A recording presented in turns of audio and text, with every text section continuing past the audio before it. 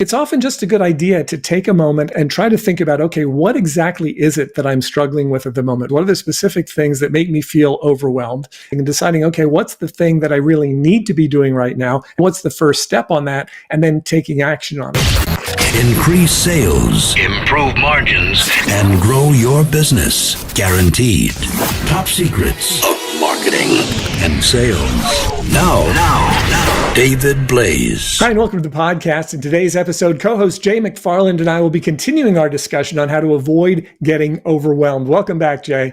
Hey, David, it's good to be back. And I'm really glad we're following up on this topic because after we recorded the last podcast, we kind of sat around and continued the discussion and thought we need to share this with everybody as well. Before we were talking about self-awareness, but it really occurs to me that who you surround yourself with, especially on those days when you're feeling overwhelmed, that's going to be really important.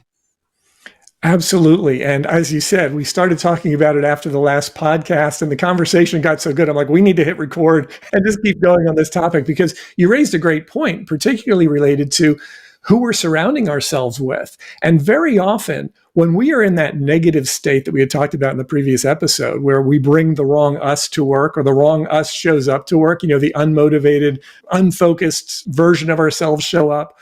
When we do that, we limit the kind of people that we're even going to be able to interact with because most other motivated, focused people don't really want to be around that version of us. And so the more we bring that version of ourselves to work, the less likely we're going to be to get in front of other people who are going to help pull us out of whatever it is that we are stuck into.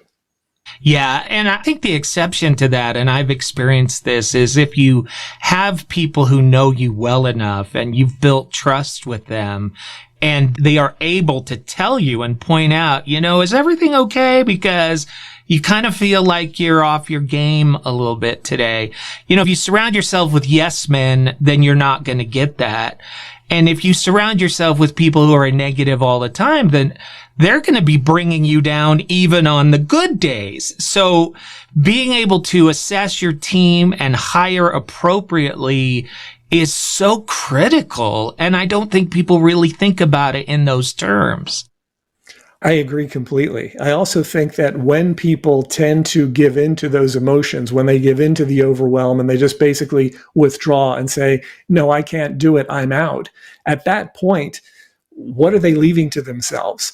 I mean, they're really leaving the opposite. And there are people who will unintentionally feed into that. If you say, I'm just overwhelmed, I don't feel like doing this, they'll say, well, that's okay. Hey, you don't have to do it. And maybe that's true. And if it's something that's not good for you, you definitely shouldn't do it. But if it's something that you were committed to, that you really wanted to be able to accomplish, and you're having an off day and you make a decision like that, in a lot of cases, there's no going back on that. Yeah, you're exactly right. And so in that point, you need somebody to say, look, this is really important. We planned this out. You got this. This is really important because if we can close this sale, then it's going to propel us forward. Man, if you can surround yourself, at least have one person on your team like that, what a game changer. But I think when we're interviewing people, we're thinking more about, will they be able to accomplish a specific task? More than we're saying, will they fit into our culture? And will they be somebody who brings me down or brings me up and helps move the whole team forward? Yeah. And even in our personal lives, there are times and there are people in our personal lives where we may not be able to share exactly what we're going through or what we're dealing with. I mean, there are people who, if you tell them about something that's bothering you, they're either going to then tell you about 10 other things that they're dealing with that are a lot worse, or they're going to tell you that why what you're dealing with isn't that bad, or they're going to tell you that because of what you're suffering with, now it's going to make it worse for them because now they're going to be worried about you. Right? There are all kinds of things that can happen in that regard. So your point about at least having one person you can go to be able to say, hey, listen, this is what I'm struggling with. What do you recommend? Is going to be really helpful. Yeah, absolutely. And it reminds me, I don't know if you remember the old Saturday Night Live skits, Doug and Debbie Downer, who were at work, and everything they did, they would just find a way to make it worse. I've worked with Doug and Debbie Downer, and it becomes very hard to maintain momentum when you have those people. It's a fine balance. You want somebody who can see the other side and give constructive criticism, or somebody who's just always negative. And I think that as an owner or a manager, you have to be able to identify how that person is affecting the team and let that person know. And if you can coach them through it, great. If not, they just may not be a good fit. Absolutely.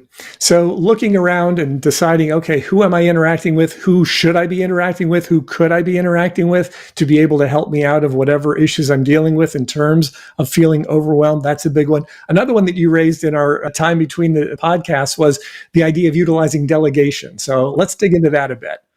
Yeah, also so important, especially if you're starting out. We've talked in the past about doing the things that's most important that only you can do. But if you're on your own, or if it's you and your wife, starting out, you have to do everything. But it's not true in today's world anymore. It is so easy to hire a part-time virtual assistants. There are websites like Upwork or Fiverr that I've used many times now because I realize doing this one task is something that I shouldn't be doing because there's so many other things that are more important for me to do. And so I think people often think, well, I don't have money to hire a full-time or part-time employee. Well, you don't have to in today's world. And I love that. Yeah, that's exactly right. You really can find most of the skills that you need in a way that is affordable and temporary. I know for decades, a lot of the people that I worked with in the promotional products industry really struggled with the idea of being able to get additional help. Where can I find somebody to help with sending out invoices and that type of thing? Because 20 years ago, it meant you had to hire someone and have them sitting there in a chair in your office doing the work. Well, that is now no longer the case at all. It is so easy to delegate work to temporaries or virtual assistants who can do it from wherever they are as time allows. And you get the benefit of being able to just utilize whatever time they have to do it without having to pay them to be there for 40 hours a week to do what might just be a 5 or 10 hour a week job. Yeah, such a great point. But the other part of it is that's their skill set. That's what they do every day, right? So if you're doing it, it's probably not your skill set. It's something that you have to do, you don't want to do. When you hand it over to a professional, like in promotional products, maybe somebody will ask you for logo design or creative layout or something like that. If you're not a graphic designer, or even if you are, I've had stuff produced on Fiverr that it's amazing because there are so many talented people there. So you can improve your product and get things off of your plate at the same time. Yeah. In the early days of my promotional products business, I invested in a program called CorelDRAW, which of course allowed you to do graphic designs. I had no talent for doing graphic design, but I had CorelDRAW.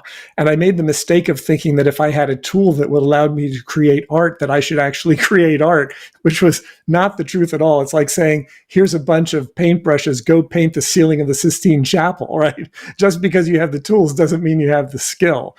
And so I learned fairly early on after that experience that it would make a whole lot more sense for me to pay someone to recreate a logo than for me to try to do it pixel by pixel, not being an artist, not being good at it, because I could spend 6 hours on a job that would take somebody who knew how to do it 15 minutes. And I did that very often in my business, and I'd never go back to that again.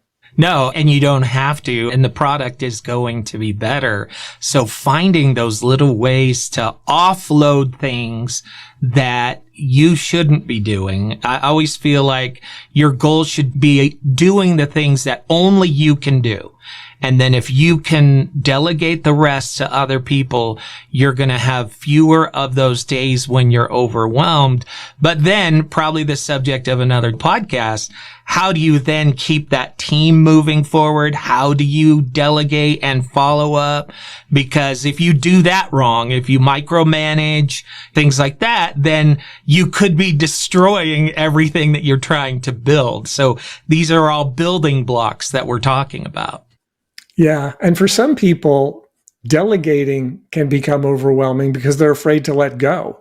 So a lot of it, and just sort of circling back to the overall topic of feeling overwhelmed, it's often just a good idea to take a moment and try to think about, okay, what exactly is it that I'm struggling with at the moment? What are the specific things that make me feel overwhelmed? And we touched on this at the beginning of the last podcast, right? Making a list, writing them down, and then prioritizing and deciding, okay, what's the thing that I really need to be doing right now? And what's the first step on that? And then taking action on it, because that will then allow us to maybe get a little bit of traction on the important projects so we can start to feel less overwhelmed and feel more inclined to take a next step and a step after that. Yeah, I love it. I love it, David. How can people find out more? Well, you can go to topsecrets.com/call. That's topsecrets.com/call. Schedule a call with myself or my team. We can help you walk through whatever it is that you're dealing with, whatever issues you're struggling with. If there's an area in which you're feeling overwhelmed, particularly as it relates to growing your business, growing your sales, being able to keep up with everything on a day-to-day basis, we'd love to have the conversation. So schedule a call, and we look forward to talking with you. All right. Such a pleasure. Thanks for talking today, David. Thank you, Jay. Increase sales, improve margins, and grow your business. Guaranteed. Top Secrets. TopSecrets.com.